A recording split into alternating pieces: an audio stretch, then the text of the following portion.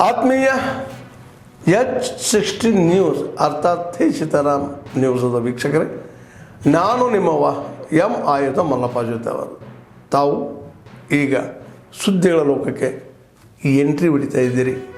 ಈ ಸುದ್ದಿಗಳನ್ನು ಪ್ರತಿಯೊಂದು ನೋಡೋ ಜೊತೆಗೆ ನಿಮ್ಮ ಅಭಿಪ್ರಾಯಗಳನ್ನು ಹಚ್ತಾ ಇರ್ರಿ. ಯಾಕಂದರೆ ಈ ಸುದ್ದಿಗಳು ನಿಮಗಾಗಿ, ನಿಮ್ಮ ಬದುಕಿಗಾಗಿ, ನಿಮ್ಮ ವೈಚಾರಿಕೆಗಾಗಿ, ನಿಮ್ಮ ತಿಳುವಳಿಕೆಗಾಗಿಯೂ ನಿಮಗೂ ಗೊತ್ತು. ಜೊತೆಗೆ ನಮಗೂ ನಿಮ್ಮೊಂದಿಗೆ ಇದೊಂದು ಮಾತಾಡುವಂಥ ಜೊತೆಗೆ ಸುದ್ದಿಗಳನ್ನು ಬಿಡುವಂಥ ಕೆಲಸ. ಈ ಕೆಲಸದಲ್ಲಿ ನಾವು ನಿಮ್ಮೊಂದಿಗಿದ್ದೀವಿ ಅಂತ ಹೇಳ್ತಾ ನೋಡ್ತಾ ಇರಿ ಈ ಸುದ್ದಿಗಳನ್ನು.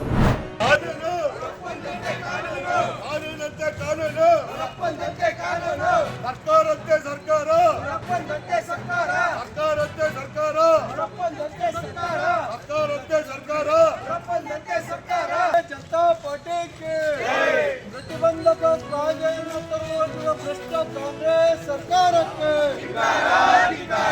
ಅಭಿವ್ಯಕ್ತಿ ಸ್ವಾತಂತ್ರ್ಯವನ್ನು ಕಸಿಯಲು ಹೊರಟಿರುವ ಕಾಂಗ್ರೆಸ್ ಸರ್ಕಾರಕ್ಕೆ, ಹೋರಾಟಗಾರರನ್ನು ಅಡಗಿಸಲು ಹೊರಟಿರುವ ಕಾಂಗ್ರೆಸ್ ಸರ್ಕಾರಕ್ಕೆ, ಕನ್ನಡ ಪರ ಹೋರಾಟಗಳನ್ನು ಹತ್ತಿಕ್ಕಲು ಹೊರಟಿರುವ ಕಾಂಗ್ರೆಸ್ ಸರ್ಕಾರಕ್ಕೆ, ರೈತರ ಹೋರಾಟಗಾರರನ್ನು ಸೆದೆಬಡಿಯಲು ಹೊರಟಿರುವ ಕಾಂಗ್ರೆಸ್ ಸರ್ಕಾರಕ್ಕೆ, ತಲೆ ಇಲ್ಲದ ಮುಖ್ಯಮಂತ್ರಿ ಸಿದ್ದರಾಮಯ್ಯಗೆ ಭಾರತ್ ಮಾತಾ ಕಿ, ಭಾರತೀಯ ಜನತಾ ಪಾರ್ಟಿ ಕಿ.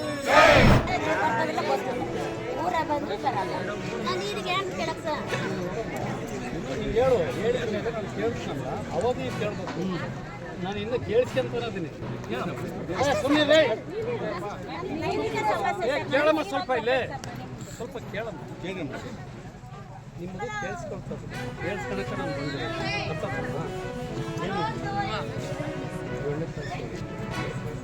ಈಗ ನಾನು ಇನ್ನೂ 2.5 ವರ್ಷ ಇಲ್ಲಿ ಬರೋಲ್ಲ. ಯಾರಿಗೆ ಕೇಳ್ತೀವಿ? ಅಲ್ಲಿ ಕೇಳಮ್ಮ. ಏ ತಾಯಿ, ಸ್ವಲ್ಪ ಮಾತಾಡೋ ಕೆಲಸ. ನಾನು ಇಲ್ಲಿಗೆ ಬಂದಿದ್ದೀನಿ 2.5 ವರ್ಷ ಆಯ್ತು. ಸುಮ್ಮನೆ ಏ ಕೇಳಮ್ಮ, ನಿನ್ನ ಮಾತಿಗೆ ಅಕ್ಕನ ಎಲ್ಲರ ಮಾತು ಕೇಳ್ತೀವಿ. ಹೆಸರಿನ ಲತಮ್ಮ,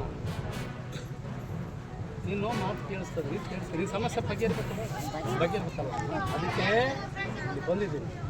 ನೀನಾಗಿ ಹೋಗಂದ್ರೆ ಹೋಗ್ತೀನಿ. ಇನ್ನು ನಿಮ್ಮ ಚರಂಡಿ ಕ್ಲೀನ್ ಮಾಡಿ, ನಿಮ್ಮ ಮನೆ ನೀರು ಹೋಗ್ತಾ ಇತ್ತು. ಸ್ವಲ್ಪ ಕೇಳಮ್ಮ.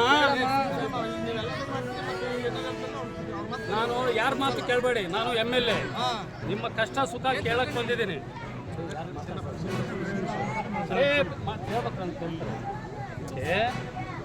ಬಂದಿದ್ದೀನಿ. ಇನ್ನೂ 2.5 ವರ್ಷ ನಾನು ಬರೋಲ್ಲ ಅಂತ ಹೇಳ್ಬೋದು, ಬರ್ತಿದ್ದಲ್ಲ ಅಂತ ಹೇಳ್ಬೋದು. 3 ಕೋಟಿ ಕೆಲಸ ಆಯ್ತು. ಇದೆ ತೌರ್ಮನ್ ನಿಧಾನ ಅಲ್ಲಮ್ಮ, ಈ ಊರನ್ನ ಯಾರು ಇದ್ದೀರಿ ಅಂತ ಕೇಳಮ್ಮ. ಸ್ವಲ್ಪ ಸಮಾಧಾನ ಕೇಳ, ಹೇಳಕ್ಕೆ ಕೇಳ. ನಮ್ಮ ಭಾರತ ಮಾತಾಡೋಕ್ಕೆ ಈಗ 2.5 ವರ್ಷ ನಾನು ಬಂದೆ. ಜಗಳೂರಾಗ ಮನೆ ಇದೆ. ಇಲ್ಲಿ ನೀನು ಬಂದಾಗ ಮಾತಾಡಿದ್ರೆ ಏನು ಪ್ರಯೋಜನ ಐತೆ? ಎಲ್ಲರನ್ನೂ ಕಟ್ಕೊಂಡು ನಮ್ಮ ಮನೆ ಮುಂದೆ ಬಂದು, ಇಲ್ಲಿ ನಿಮ್ಮ ಮನೆ ಮುಂದೆ ದಂಡಿ ಮಾಡೋದು ಪ್ರಯೋಜನ ಆಗಲ್ಲ. ನಮ್ಮ ಮನೆ ಮುಂದೆ ಬಂದು ದಂಡಿ ಮಾಡಿ ಮಾಧ್ಯಮದಲ್ಲಿ ಕರ್ಕೊಂಬರ್ಬೇಕು.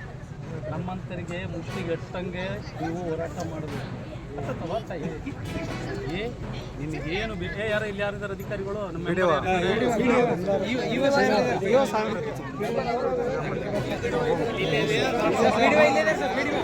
ಮಾಡುವಂತಹ ಕಾರ್ಯ ನಡೆದಿದೆ.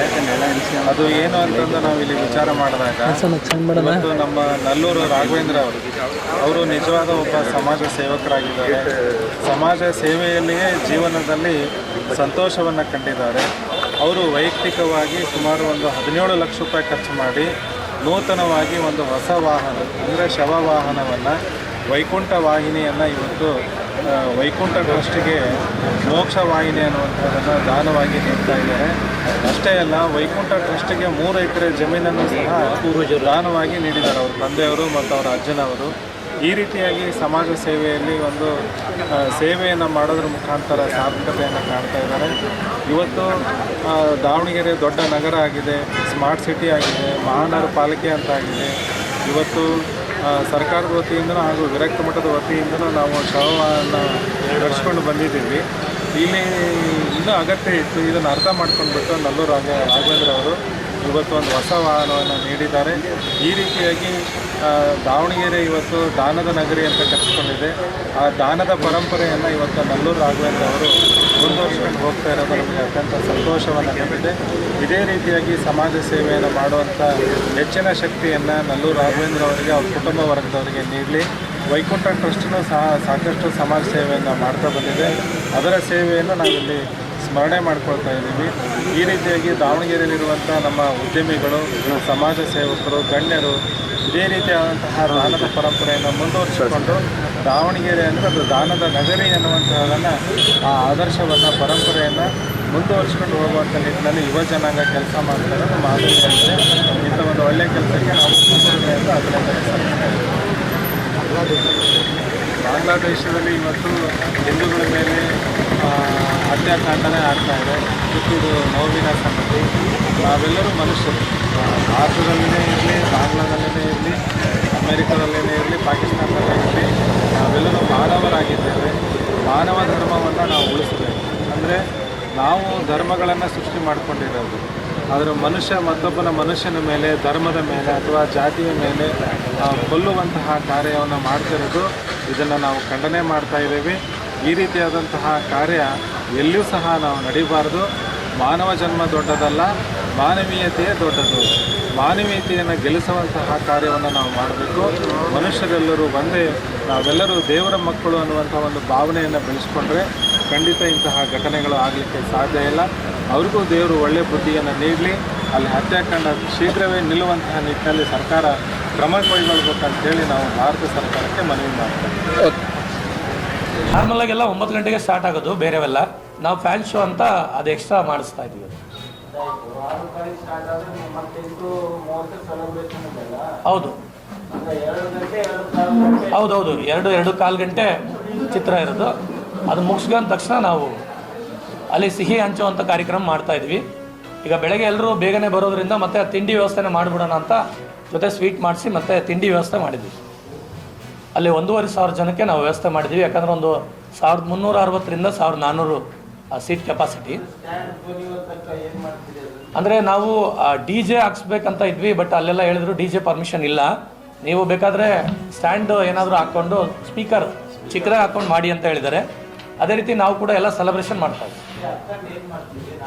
ಅದೇ ಹಾಡು ಹಾಕಿ ಡ್ಯಾನ್ಸ್ ಮಾಡ್ತಾರೆ, ಎಲ್ಲ ಹುಡುಗರೆಲ್ಲ ಡ್ಯಾನ್ಸ್ ಮಾಡ್ತಾರೆ. ಮತ್ತು ಕಿಚ್ಚ ಸುದೀಪ್ ಅವ್ರ ಭಾವಚಿತ್ರ ಎಲ್ಲ ಇಟ್ಕೊಂಡು ಅಲ್ಲೆಲ್ಲ ಒಂದು ಡ್ಯಾನ್ಸ್ ಮಾಡೋದ್ರ ಮುಖಾಂತರ ಸೆಲೆಬ್ರೇಷನ್ ಮಾಡಿ ನಾವು ಅದ್ದೂರಿಯಾಗಿ ಒಂದಿನ ಮುಂಚಿತವಾಗಿ ಅವ್ರನ್ನ ವೆಲ್ಕಮ್ ಮಾಡೋದಕ್ಕಾಗಿ ಅದು ಮಾಡ್ತಾ ಇದ್ವಿ. ಇಲ್ಲ, ಅದು ಆ ಟೈಮಲ್ಲಿ ಯಾವುದೂ ಇರಲ್ಲ. ಆ ಟೈಮಲ್ಲಿ ಆಲ್ರೆಡಿ ಒಳಗಡೆ ನಡೀತಾ ಇರುತ್ತೆ. ನಾವು ಒಳಗಡೆ ಏನು ಮಾಡ್ತಾ ಇಲ್ಲ ಸರ್, ಹೊರಗಡೆ ಮಾಡ್ತಾ ಇದ್ದೀವಿ. ಆತ್ಮೀಯರೇ, ಎಲ್ಲ ಸುದ್ದಿಗಳನ್ನು ನೋಡಿದ್ರಲ್ಲ, ಏನು ಅನಿಸ್ತು ನಿಮಗೆ? ಇದರಲ್ಲೇ ನಿಮ್ಗೆ ಲೈಕ್ ಆಗಿರ್ಬೋದು, ಡಿಸ್ಲೈಕು ಆಗಿರ್ಬೋದು, ಕಾಮೆಂಟ್ ಬೇಡಪ್ಪ ಅಂತೂ ಅನಿಸಿರ್ಬೋದು, ಕಾಮೆಂಟ್ ಮಾಡಬೇಕಪ್ಪ ಅನಿಸಿರ್ಬೋದು, ಶೇರ್ ಮಾಡಬಾರ್ದಪ್ಪ ಅನಿಸಿರ್ಬೋದು, ಅದು ಮಾಡಬೇಕು ಅನಿಸಿರ್ಬೋದು. ಏನಾದರೂ ಆಗಲಿ ಶೇರ್ ಮಾಡ್ತಾಯಿರಿ, ಈ ನ್ಯೂಸ್ಗಳನ್ನ ಹಂಚ್ತಾ ಇರಿ, ಜೊತೆಗೆ ಇದಕ್ಕೆ ಸಬ್ಸ್ಕ್ರೈಬ್ ಆಗ್ತಾಯಿರಿ ಅಂತ ಹೇಳ್ತಾ H16 ನ್ಯೂಸ್ ಅರ್ಥಾತ್ ಹೇ ಸೀತಾರಾಮ್, ಇದು ಸತ್ಯದ ಕೈಗೆ ನಡಿ. ವಂದನೆಗಳು.